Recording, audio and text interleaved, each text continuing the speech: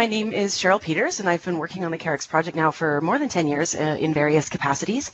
In about 20 minutes, I will hand this off to my colleague, Paul Demers, who is the director of the OCRC. And the OCRC is our main research partner at CAREX, and Paul Demers is actually the founder of CAREX Canada as well. The objectives for today are listed here. I know that we probably have a variety of familiarity with CAREX Canada, with OCRC and the ODAP, as well as diesel engine exhaust exposure on the line. So it's my hope that I'll be able to get us all on the same page for this important discussion. I will be covering the first 3 points in this list today, and Paul will take over at the midway point and cover the last points. I hope that I can convey why, if you don't already, that you should care about diesel engine exhaust exposure in Canadian workplaces. I'm also going to talk about some CAREX Canada and OCRC results about just which occupational groups are exposed to diesel exhaust and how this might be impacting the rates of cancer in Canada. We'll also talk a little bit at the end about some future opportunities and some of the plans that we have going forward.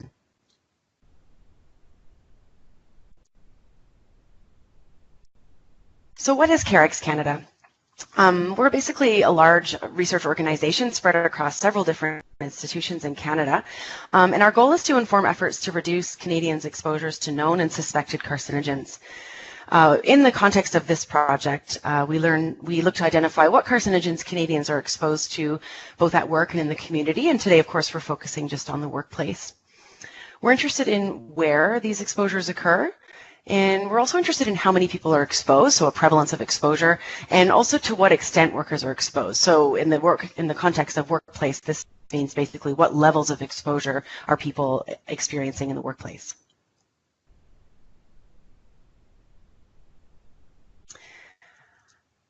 What is diesel engine exhaust? Well, diesel is a complex mixture of gas and particulates produced from the combustion of diesel fuel in engines.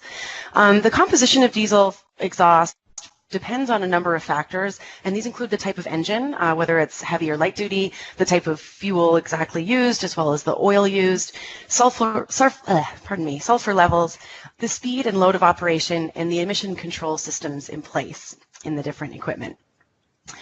Diesel exhaust can also contain other known and suspected carcinogens, such as benzene, polycyclic aromatic hydrocarbons, or PAHs, metals, particulate matter. It also contains carbon dioxide, carbon monoxide, oxygen, and nitrogen compounds, as well as elemental carbon and some other trace compounds.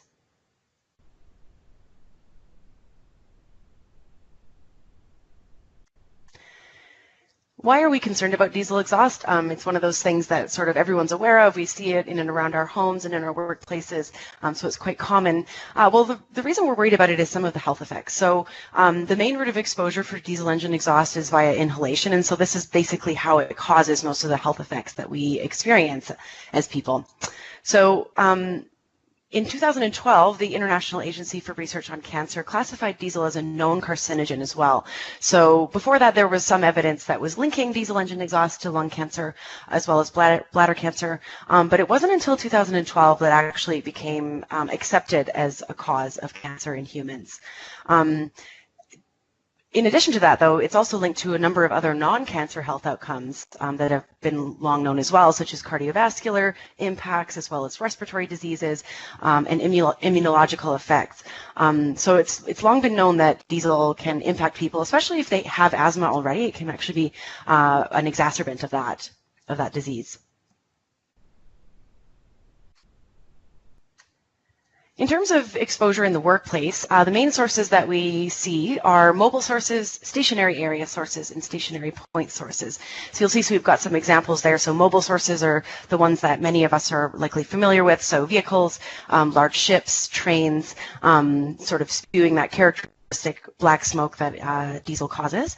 The stationary area sources would include things like oil and gas production facilities, as well as some stationary engines. And then there's also some point sources as well, so looking at chemical manufacturing, as well as electric utilities that use diesel in their productions. Some people do tend to think about exposure from large trucks when we think about diesel exhaust, and certainly this is the concern for exposure in the general population. But in fact, non-road sources are often very important when we characterize occupational exposure. So these sources can actually double the exposure to diesel exhaust for those workers that are nearby to those sources. And levels can be particularly high when diesel engines are used in enclosed spaces, such as in underground mines or in warehouses or in fire stations, where there's typically sources from the fire trucks.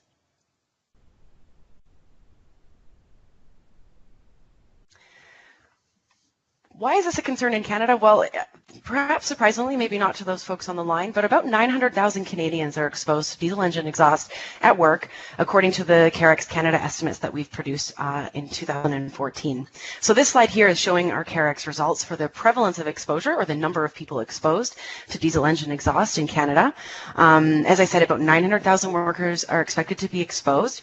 This graphic here shows exposure by province. Large numbers exposed in some of the other provinces, British Columbia and Alberta for sure, but exposure occurring across the board, no matter which province or territory we live in.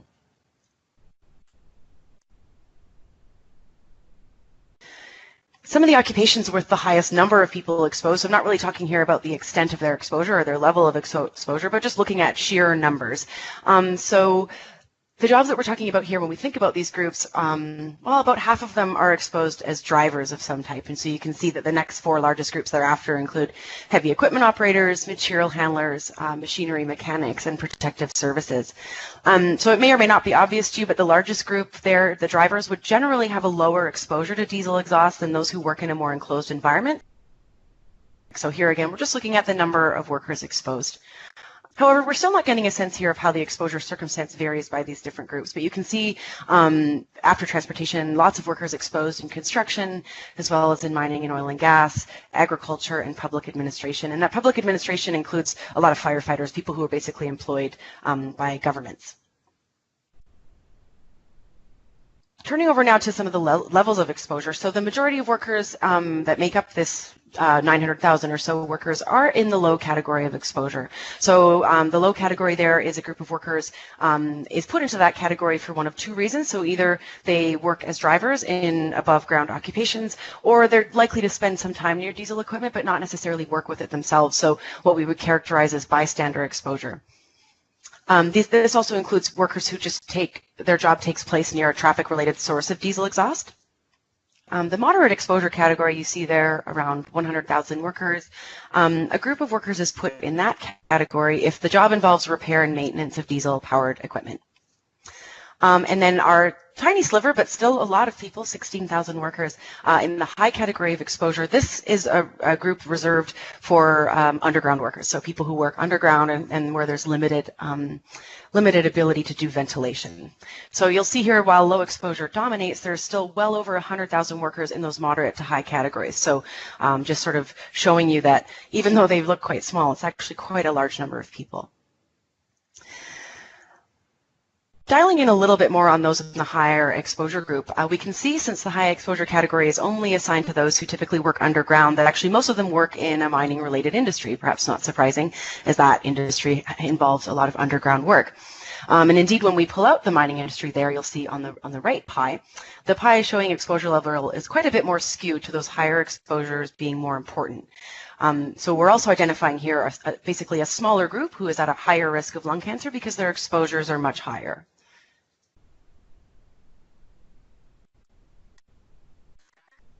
Further to that point, just sort of dialing in a little bit more to the mining industry, why has this historically been a problem? So there's an extensive use of diesel-powered engines in underground mines for a number of different tasks that need to be done, so hauling, drilling, and transportation occurring underground, and these exhaust levels can really accumulate in these confined spaces. That being said, because of the higher risk posed by these exposure levels, the mining industry has been more aware and proactive in exposure reduction than many other industries who haven't sort of yet come to terms with the hazard. Paul will speak more to this a little bit later, but in Canada and elsewhere, the mining industry has sort of been the first to move on setting exposure limits for diesel exhaust. I'm going to sort of steal some of Paul's thunder and talk about some of his work that we've done together. So the Burden of Occupational Cancer Project is a large study that was done by Paul and different folks from the OCRC. And the CAREX estimates of the prevalence and level of exposure to diesel engine exhaust were used in that project. And that project basically looks to ask how many cancers are likely caused by the occupational exposures experienced by Canadian workers. So this study is based on 2011 cancer statistics. And when I use the term burden, I know it's a little bit jargony, but it refers to basically the human impact of cancer, and that includes cancer deaths, illness, how many years a person has to live, and disability because of that illness. It also does speak to the economic costs, so I'm not touching on that in the slide here. So you can see sort of these cancers attributed to different industries, and because of that high exposure level we're seeing in mining, even though it's a fairly small group, you'll see that they actually make up a large proportion of the number of lung cancers that we estimate are caused by diesel engine exhaust exposure. So about 40% of those 560 lung cancers. This pie here is just showing lung cancer because that's the sort of known link that we have, but we also did produce estimates for suspected bladder cancers of around 200, and these numbers are per year. So every year we expect that this number of cancers is occurring because of people's diesel engine exhaust exposure in their workplace. And again, not to belabor the point, but you can see here this interesting breakdown where even though the group with high exposure to diesel was relatively small in those CAREX estimates, the burden of cancer is weighted towards them just due to their much higher exposure levels. But however, due to the sheer numbers of people exposed, many of the attributable cases are workers in that low level of exposure category.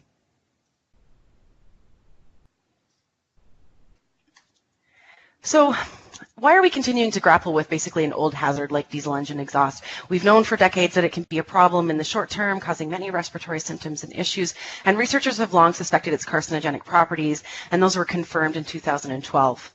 So part of that issue is just defining the exposure. So diesel exhaust occurs at the same time with many other workplace hazards, and these can be quite difficult to separate out. Second, and perhaps the biggest challenge, is that we have a really hard time deciding what exactly we should be measuring to get at what the actual risk of exposure and the cancer outcomes are. And there's a lot of controversy around the best practices for measuring exposure, and different jurisdictions have selected different things to measure and sometimes conflicting things to measure. And so Paul's going to speak more to this in a moment. Okay, so I'm just going to finish this, Paul. I have a little introduction for you before you get started. I am going to pass it over to you. So Paul's going to continue with our presentation. Just a little information about Paul. So in addition to being the director of the OCRC, he is also a professor with the University of Toronto's Dalla Lana School of Public Health. He is a member as well of the ODAP working group on diesel exhaust, and he's an internationally recognized scientist for his expertise on the health effects of workplace exposures, and he sits on many expert panels, including the International Agency for Research on Cancer working groups that evaluates carcinogens such as dust and fibers, cancers among firefighting, as well as formaldehyde. So Paul, I will turn it over to you. Thanks, Cheryl. I hope everybody can hear me. I'm now going to take over as presenter. And let's see if that works. I also wanted to mention, and thanks for that introduction, Cheryl, that our center is based at Cancer Care Ontario, but the Ontario Ministry of Labour is also a major funder of our center, as well as the Canadian Cancer Society. So the first thing I'm going to talk about a bit is regulating diesel engine exhaust. As Cheryl described well, diesel exhaust is a complex mixture, and it can vary according to a lot of factors in terms of what that mixture is. And this presents challenges for the regulation of diesel engine exhaust in terms of what component we should be measuring. Now, the IARC evaluation that happened in 2012 really focused in on a small number of studies that had assessed dose response, that is the risk of lung cancer associated with different levels of diesel engine exhaust, and the ones that they focused in on used elemental carbon as their marker of diesel engine exhaust. In addition, in animal studies of lung cancer, it's also been found, at least in the evaluation of IARC, that there's strong evidence in terms of carcinogenicity of the particulate matter from diesel exhaust, and even the extracts off of those particles. But there isn't good evidence in terms of carcinogenicity associated with the gas components. So the gas components are probably, although they are toxic, at least in terms of cancer as an outcome, it really is the particulate that we're focused in on. And within that, it's been observed that elemental carbon is the most specific and sensitive measure of diesel engine exhaust. The majority of the particulate, at least in many different situations that are found in workplaces, a large part of that particulate mass is elemental carbon, and actually in most workplaces as well, the elemental carbon, the only source within those workplaces, is going to be diesel engine exhaust. I'm sure we could think of some exceptions, but those exceptions are very rare. Now, way back in the mid-90s, NIOSH kind of first put out a method on diesel particulate matter. This is their method 5040 from 2001, and I'll point out a few things here. I'll blow them up. I'm not sure how easy it is to see the things I've circled in red here. But I'm going to focus in on these three boxes. But first I'll say it is diesel particulate as elemental carbon. Although the method in fact does measure total carbon as well. There's a reference in there to the ACGIH for 20 micrograms per meter cubed as elemental carbon as an occupational exposure limit. That exposure limit was first proposed in 2001 and later withdrawn in 2003. And I know this gets raised at some points and people wonder why it was withdrawn. I was a member of the TLV committee at that time and on the committee that proposed that as a limit, and I still remain pretty proud of that limit in terms of being way ahead of its time. But the ACGH did receive a lot of flack. There weren't that many labs that were doing elemental carbon at the time. At least that's what we were told. And there was various types of negative feedback that we got. At the same time, ACGIH, people may or may not remember if you're not old enough, as I am, that the ACGIH was had several lawsuits against it and was in serious shape at the time. So they were very cautious and withdrew that recommendation. Now the analyte here for elemental carbon, there's also a note in method 5040 that even though they do measure total carbon, they recommend elemental carbon because of organic carbon as an interference. And organic carbon can come up in different workplaces, from cigarette smoke, which is hopefully not anywhere near as much of a problem as it was 20 years ago, but also from oil mists, from things like coal dust, and from a variety of different sources in the air.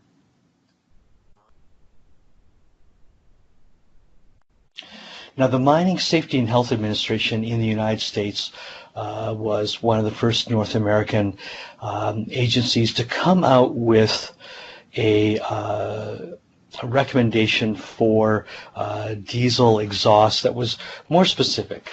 Prior to this, there were places, certainly across Canada, that were recommending, we're using respirable combustible dust as a measure of diesel exhaust. But here, at least, the Mining Safety and Health Administration was going towards total carbon and was using an OEL of 160 total carbon micrograms per meter cubed as their occupational exposure limit. And even at that time, they were also recognizing, though, that the real target is elemental carbon, and they had this very simple way to kind of go about, and when doing enforcement, to try to work back towards elemental carbon and decide whether they have to do side-by-side sampling in a workplace, because it is variable by workplaces. And I was joking about simple. I pulled this from a presentation from the Mining Safety and Health Administration that was given quite some time ago.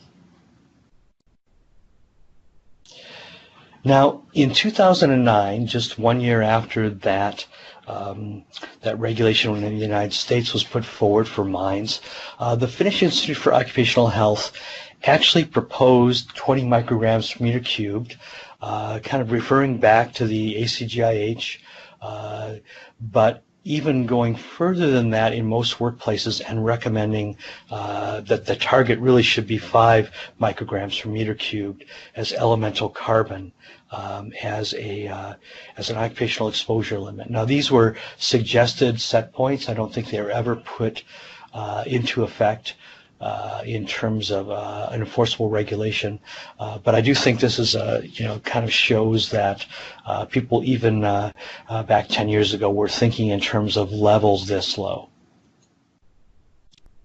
Much more recently, really just within the last months, the Dutch Expert Committee on Occupational Standards put out a draft OEL for diesel engine exhaust, and asking for comments in by May 1st of this year. That was a very interesting thing. For people who know the Dutch Expert Committee, they can often be fairly aggressive on their occupational exposure limits. They ask that people not quote or cite their document, unfortunately, and they actually pulled it down from the website. Kevin Hedges was nice enough to send me a copy of it, but I guess I will respect the fact that they didn't want to quote it or cite it.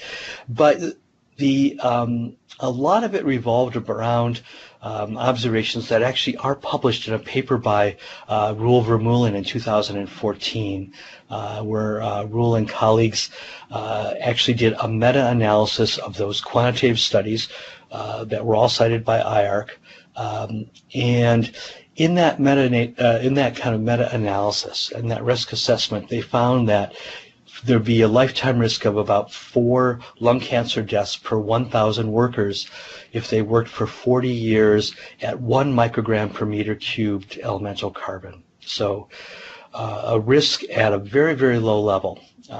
They also calculated it as per 100,000, which is what's often used in environmental situations. But per 1,000 is, and that number of about 4 should actually be much higher. I miscopied that one.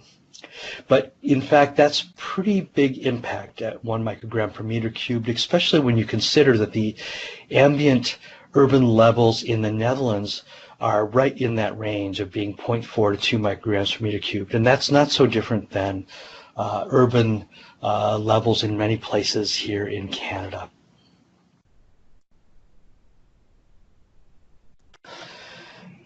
Now, Canadian OELs for a long time have been restricted to mining, and for most places that was 1.5 milligrams per meter cubed of respirable combustible dust.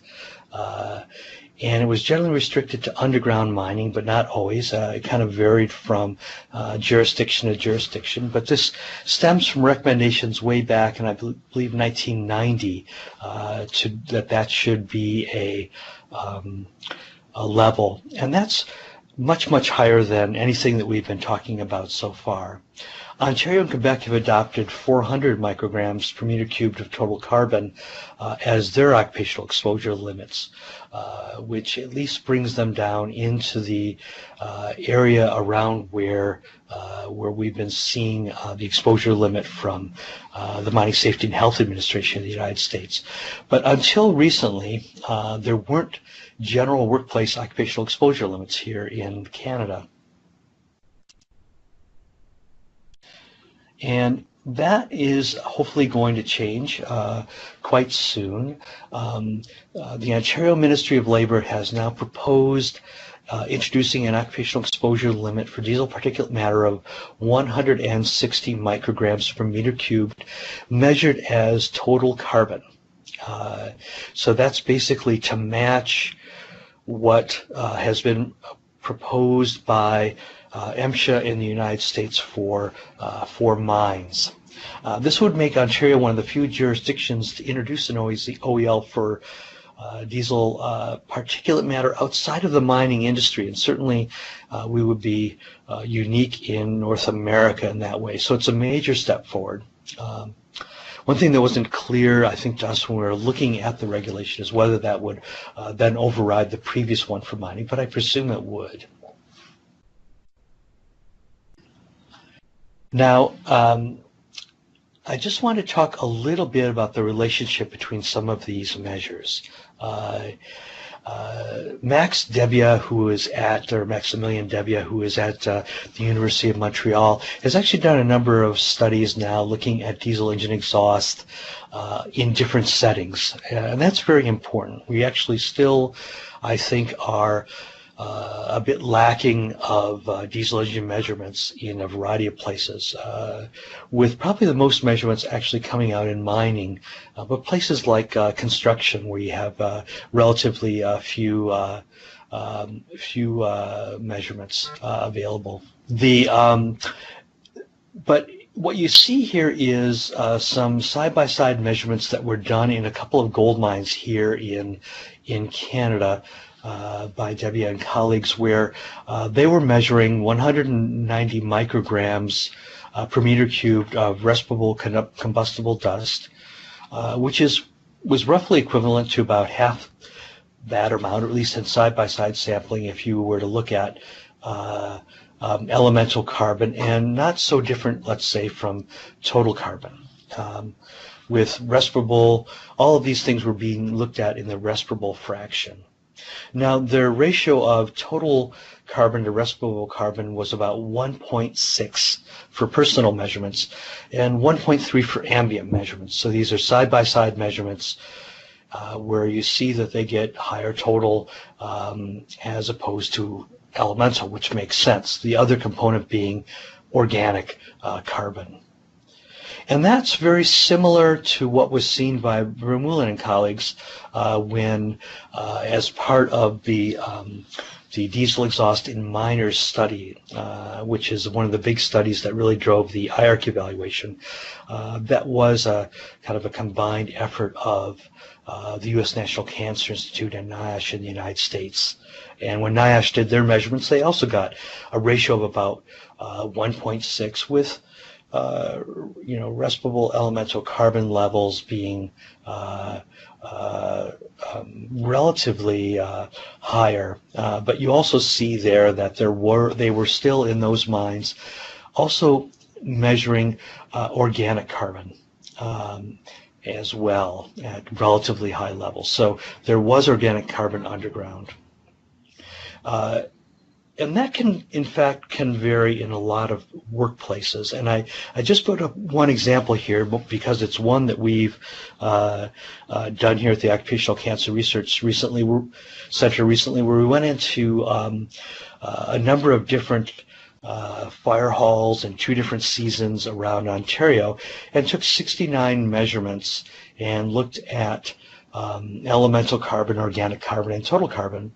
And we only found elemental carbon in 11 of those measurements at levels above the limit of detection. 10 of those were in vehicle bays, so that makes sense to us, with the max being 2.7 micrograms per meter cubed. So some of those up in the ranges where we would expect health effects. But an important thing to observe here is that in almost all of our measurements, we were seeing organic carbon levels in those measurements at about an order of magnitude higher than the elemental carbon, and that includes in the vehicle bays. Now, in places like break rooms and things like that, even cooking, kind of the particulate generated by cooking food and things like that, cigarette smoke, these can all be something that could contribute to those, to the organic carbon levels. But what it does show you is that ratio is going to vary a lot by workplace. So I'm going to switch gears now and just talk for hopefully about 5 more minutes about control measures for diesel engine exhaust, of which there are many, and I want to thank Kate Jardine for helping me out with this. We've been doing a lot of work in this area, and Kate's been leading that here in terms of trying to produce educational materials around preventing exposure to diesel engine exhaust.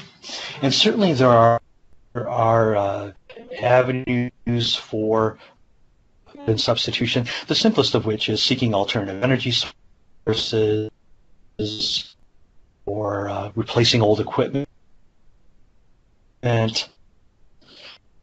But even over a tailpipe, things like catalytic converters, particulate filters, things that control, technology that controls the ability of a vehicle to idle and how long it can idle for, general ventilation when it comes to enclosed areas like mines, enclosed cabs when that's possible, with ventilation barriers to keep workers separated from equipment. And in mines now there's discussion when it's operating. There are also certainly a lot of administrative control measures, some of which are quite simple. Preventative maintenance on diesel engines can reduce the emissions from those engines. Enforcing idling policies can certainly be very helpful, and there are those in place in many workplaces, although their enforcement can be challenging or variable.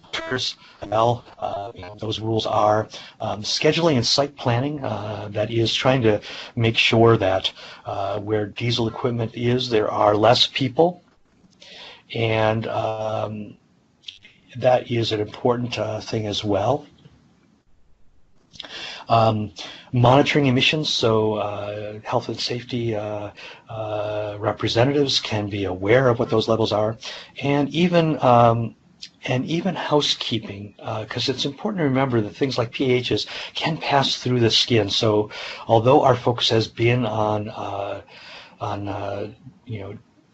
respiratory exposure from inhaling particulate, in fact, polycyclic aromatic hydrocarbons can actually are thought to be a cause of skin cancer.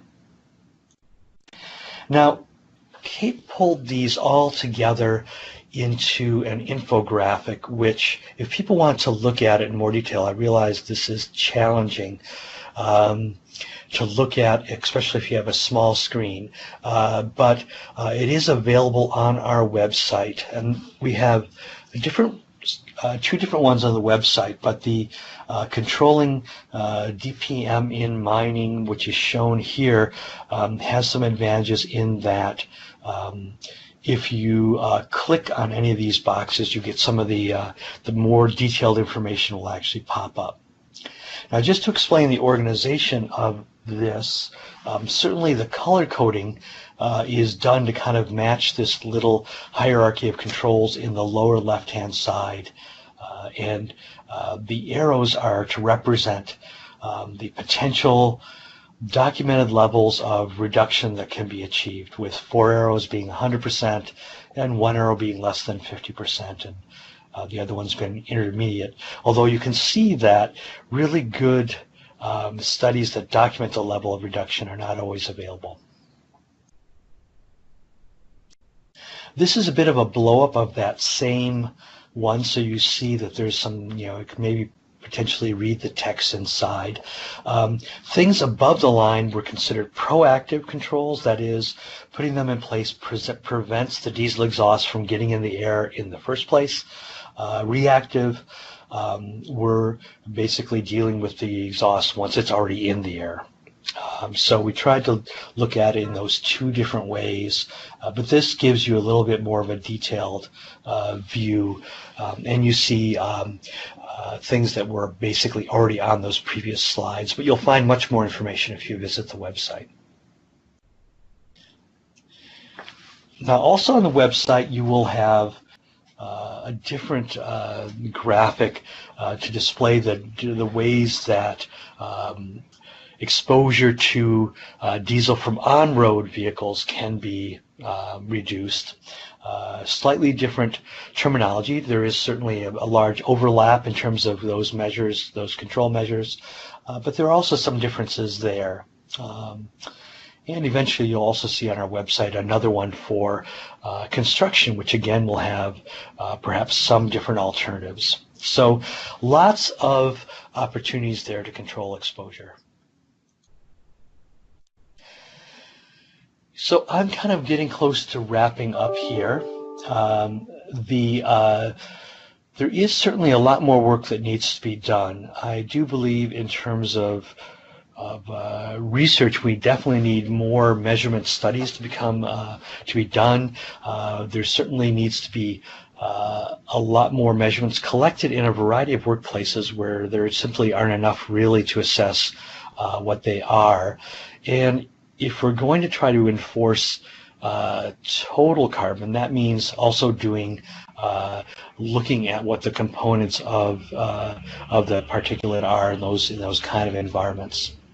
And we also want, I think, to look and push across this country to develop OELs that reflect our current knowledge of health effects. And because I think we've progressed a lot in the last 10 years to know really that the levels of exposure that we should be allowing in workplaces have to be very, very low if we're going to prevent lung cancer. And that's been kind of our focus, I think, because both CAREX and OCRC are organizations that are oriented towards cancer, but there are many other types of health effects associated with diesel engine exhaust that we have to think about. And certainly there is always a need for education about those health effects and how to prevent exposure. I'm going to turn it back over to Cheryl at this point. So thanks so much, Paul, for that really great discussion of occupational exposure limits for diesel, as well as all the work that you and your group and Kate have done on controls. That's great. So from the CAREX perspective, and we definitely work in partnership with OCRC, but I just thought I'd talk a little bit here about CAREX and the ODAP. So one thing that we're doing at CAREX is working on an environmental scan and report on occupational exposure limits for diesel exhaust. And the purpose of this is to maybe spur some action. This is one of the areas where Canada could be seen as a leader if we kind of get ahead of it, and certainly the what's been going on in Ontario in terms of setting a broader limit for workplaces beyond mining is evidence that we're sort of primed for that in Canada right now. So we are working on pulling together, I guess, kind of a compendium of all of the different OELs that exist in the world and talking about some of the challenges that Paul has carefully gone through today in terms of what we should measure and what levels are appropriate to prevent lung cancer. I also wanted to mention, again, the Occupational Disease Action Plan, the ODAP groups on diesel exhaust. So I've listed the priorities of that group there. So they're looking to learn from and leverage good practices for diesel exhaust exposure prevention, doing some continuing to develop training by workshops and symposia, of which this webinar today is part of, to try and align ODAP with the Ontario Prevention Office through the Ministry of Labour in Ontario, and identify interventions that have been evaluated and shown to be effective for exposure reduction for diesel exhaust. And I will say that the ODAP's objectives in general are to, number one, reduce illnesses and fatalities associated with occupational disease in the province of Ontario. Number two, to prioritize, based on the best available evidence, the current environment and opportunity for impact. And thirdly, to build upon previous and ongoing occupational disease work to find opportunities to address gaps in prevention. So partners on that group include the Ontario Ministry of Labour, the OCRC, Workplace Safety and Prevention Services, and many others, many of whom I know are on the line with us right now. And diesel is actually one of several priorities of the ODAP. So others include general occupational disease awareness, noise, allergens and irritants, as well as emerging issues for occupational disease. So that is just about to end our presentation part. I'd like to acknowledge some folks from the ODAP who really helped sort of come up with the idea for this webinar and support us putting it together, including Kevin Hedges, as well as Stephen Grossman, Mike Parent, and Victoria Arundale. I'd like to thank Alison Palmer, Joanne Telford, and Sandy Shergill from CAREX, who worked a lot on these slides and reviewing everything for us, as well as Kate Jardine from the OCRC for support in developing this webinar. And then I've just listed the photo credits there. Thanks so much for your attention. And I really hope that this was useful for all of you. And I'll thank Cheryl. Oh, thanks, Paul. That's great. Thank you.